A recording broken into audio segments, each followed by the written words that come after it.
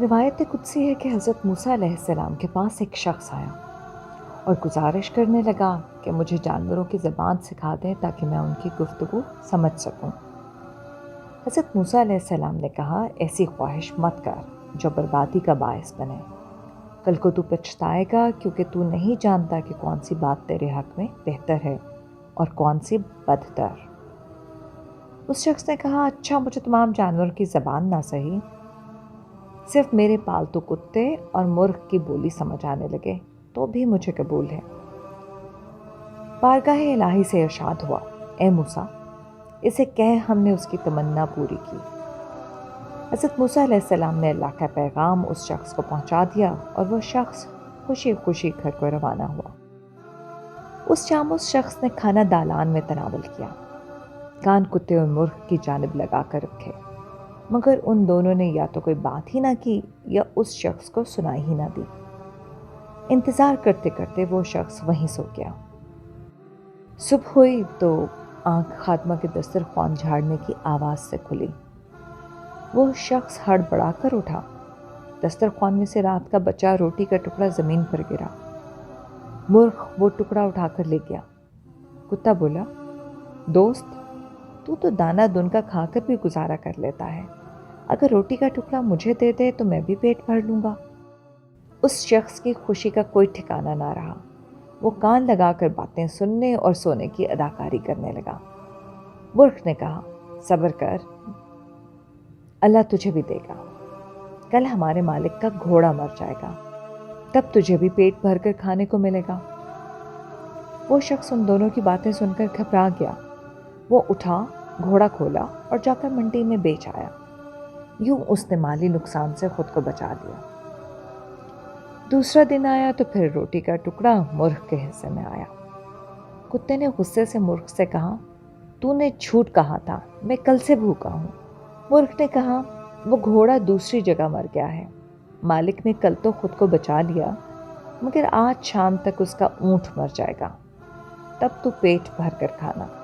یہ سن کر مالک اٹھا اور اونٹ بھی بیچ آیا۔ تیسرے دن مرغ نے بکری کے مر جانے کی خبر سنائی تو مالک نے بکری بھی بیچ ڈالی۔ اب تو کتا نہایت غصے میں آ گیا۔ وہ مرغ سے کہنے لگا، بے شک تو جھوٹا ہے اور بس میرا دل بہلانے کو جھوٹ بولتا ہے۔ 3 دن سے میں روٹی کی تلاش میں در بدر ہوں، کبھی کہیں سے ذرا سا مل جاتا ہے تو کبھی کہیں سے، مگر آخر میں پیٹ بھر کر کس روز کھاؤں گا۔ مرغ نے کہا، دوست، اس میں میرا بھلا کیا قصور، مالک کو جانے کیسے ہر بات کی خبر ہو جاتی ہے۔ اچھا بس کل تک تو ٹھہر جا، کل اس کا خچر مر جائے گا۔ خچر تو صرف کتے ہی کھا سکتے ہیں، تم بھی جی بھر کر کھانا۔ مالک نے جب یہ سنا تو خچر بھی بیچ ڈالا۔ کتا بھوک سے نڈھال تھا اور مالک خوشی سے نہال۔ سوچنے لگا، جب سے میں نے جانوروں کی زبان سیکھی ہے میں ہر طرح کے نقصانات سے محفوظ ہو گیا ہوں کہ جانوروں کو آنے والے حادثات کا پہلے سے علم ہو جاتا ہے۔ خوشی سے اس نے مرغ کا دانہ دن کا بھی بڑھا دیا۔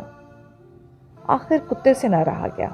مرغ سے کہنے لگا، اگر آج بھی کچھ نہ ہوا تو میں مجبور ہو جاؤں کہ اپنی دوستی بھلا کر تجھے کچا چبا جاؤں۔ ایسا ہوا تو ناراض مت ہونا۔ مرغ نے کہا، اس کی نوبت نہیں آئے گی، کیونکہ مالک نے وہ جانور بر وقت فروخت کر کے اپنا مال تو بچا لیا مگر جان داؤ پر لگا دی۔ ایک نقصان 100 نقصانوں کو رفع کرتا ہے۔ جسم اور مال کا نقصان جان کا صدقہ بن جاتا ہے۔ اگر اسی مال کے نقصان کو اس نے اپنی جان کا صدقہ سمجھ کر برداشت کر لیا ہوتا تو بہتر تھا۔ اب کل تک مالک خود مر جائے گا۔ مالک نے مرغ کی یہ بات سنی تو مارے خوف کے تھر تھر کانپنے لگا۔ بھاگتا دوڑتا حضرت موسیٰ علیہ السلام کے دربار میں حاضر ہوا اور تمام قصہ سنا دیا۔ نہایت آنسو بہائے اور دستگیری کی درخواست کی۔ حضرت موسیٰ علیہ السلام نے کہا، میں نے سمجھایا بھی تھا کہ اس چکر میں مت پڑو کہ یہ کام خطرات والا ہے۔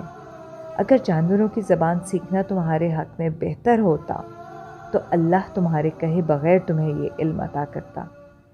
تب تو نہ مانا، اب میں کیا کر سکتا ہوں سوائے دعا کرنے کے۔ اس شخص نے 1000 منت سماجت کی مگر حضرت موسیٰ علیہ السلام قضائے الہی کے سامنے بے بس تھے۔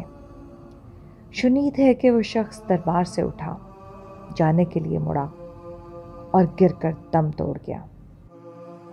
سو حاصل یہ ہے کہ انسان کو نہ تو نقصان پر افسردہ ہونا چاہیے اور نہ بیماری پر مایوس۔ ہر بیماری اور ہر نقصان میں اللہ تبارک و تعالیٰ کی کوئی نہ کوئی حکمت پوشیدہ ہوتی ہے۔